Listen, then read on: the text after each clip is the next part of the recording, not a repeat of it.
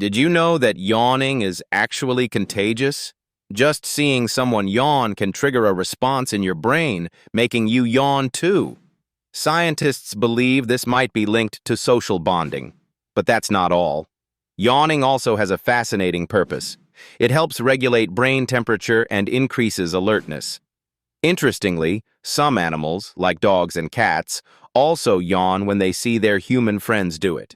In fact, studies show that the more empathetic an animal is, the more likely it is to catch a yawn. So next time you're in a room full of people and someone yawns, don't fight it. Embrace the urge. It's your brain's way of keeping cool.